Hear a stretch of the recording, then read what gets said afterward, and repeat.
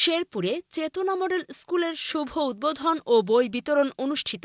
শেরপুর জেলা প্রতিনিধি মোহাম্মদ ওসমান গনির পাঠানো তথ্য ও চিত্রে দেখুন বিস্তারিত।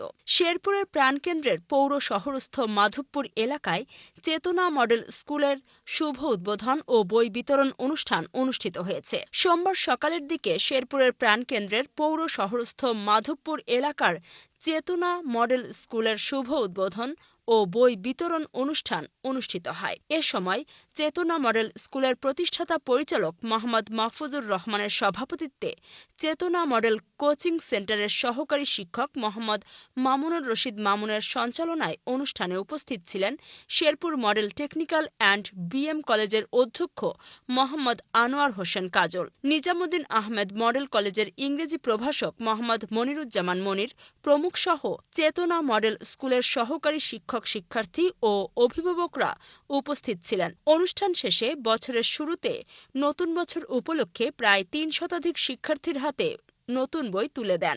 মডেল স্কুল উদ্বোধন ঘোষণা করা হয়ে গেছে। আজকে আমরা সকল স্টাফ করছি, এজন্য আন্তরিকভাবে দুঃখিত। এখন আমাদের কোর্স কোঅর্ডিনেটর সাহেব উনি ওনার কোর্সের বিস্তারিত আপনাদের সামনে তুলে ধরবেন। এই বলে আমি কথা শেষ করছি। আসসালামু আলাইকুম।